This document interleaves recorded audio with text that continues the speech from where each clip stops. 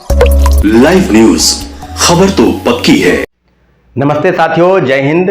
अभी हम बात करेंगे कि क्या बिहार सरकार के तरफ से जितने भी चीज़ें, अभी शिक्षक बहाली की बात होगी, लोकसभा चुनाव के इलेक्शन के जो चरण के चुनाव बीत गए हैं उसकी बात होगी, और कई ऐसे गंभीर विषय जो शिक्षक बहाली से लेकर बिहार में कई प्रतियोगिता परीक्षा के संदर्भ में जो चीज़ें आ रही है, आगे की क्या होगा। तीसरे फेज की बहाली की प्रक्रिया थी, उसको खंडित हो गया, उसमें बाधा पड़ी क्योंकि पेपर लीक हो गया। तो साथियों, कई लोग फ़ोन कॉल लगातार मैसेज कर रहे हैं, 2-3 दिन से अपडेट नहीं करा पा रहे हैं कि क्या होगा TRE-1 में जो कोर्ट की याचिका है उसके संदर्भ में, जो सप्लीमेंट्री रिजल्ट के खिलाफ में उसको चुनौती देते हुए जो माननीय उच्च न्यायालय में याचिका दायर की गई है। तो संभवतः कल एक मामले में Dhirendra Kumar versus government of Bihar 3CWJC 1151 जो केस है /2023-24, उस सब मामलों की सुनवाई जो है वो उम्मीद है कि कल होगी, क्योंकि इसके मामले में आपको बता दें कि इसकी पहले दो हियरिंग हो चुकी है। पहली हियरिंग जो हुई वो 8 फरवरी को हुई, उसके बाद जो है वो 19 अप्रैल को हियरिंग हुई, और लगातार पहले 8 सप्ताह का समय दिया गया, फिर 2 सप्ताह का समय दिया गया।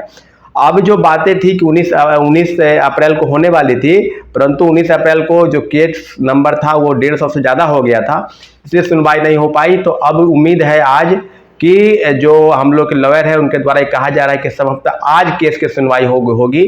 तो सारे शिक्षक अभ्यर्थी जो कंप्यूटर साइंस के हैं, या जो 1 to 5 प्राइमरी के हैं, या TGT के हैं, चाहे PGT के हैं, यानी 1 to 5 से लेकर 11-12 तक जितने भी परीक्षार्थी हैं जो सप्लीमेंट्री रिजल्ट के नाम पर जो खाना पूर्ति हुआ BPSC से और शिक्षा विभाग से, सब मामलों पर लगातार टकटकी निगाहों से इंतजार कर रहे हैं कि माननीय उच्च न्यायालय कुछ न कुछ उचित फैसला करेगी।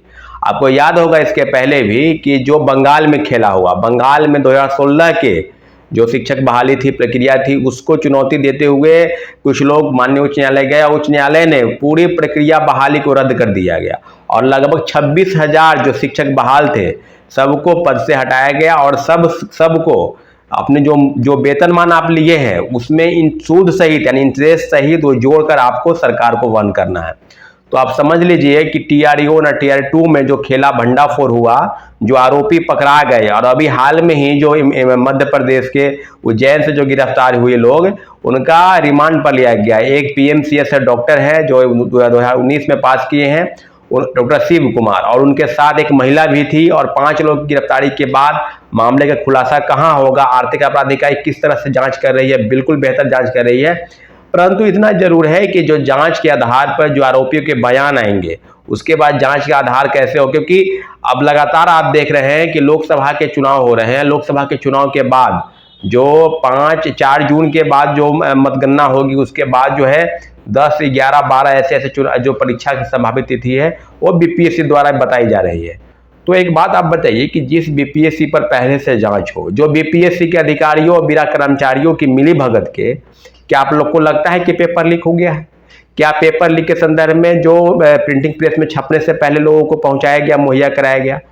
तो आर्थिक अपराध इकाई ने 5 आरोपियों को ट्रांजिट रिमांड पर 48 घंटे का उनको लिया था, और जो जवाब संभवतः मंडे को कुछ न कुछ अपडेट होने की उम्मीद है।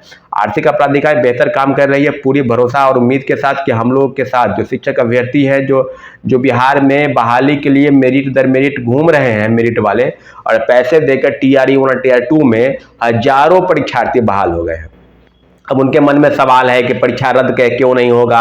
तो आप बताइए ना भाई, कि अगर बंगाल में जो इस तरह से पैसे लेकर लोगों को बहाल किया गया, वहां भी यही मामला चला, 12 लाख, 10 लाख, 8 लाख दे के लोगों को बहाली शिक्षक बनाया गया, तो बिहार में TRE-1 और TRE-2 में नहीं हुआ।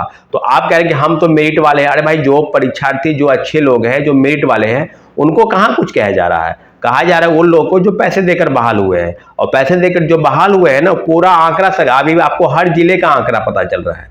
कहीं अररिया में 10 शिक्षक फरार हैं, तो कहीं वहां से जब जांच हुआ, थंब इम्प्रेशन लिया गया या फिजिकली जांच हुआ, वहां वो भागे फिर रहे हैं।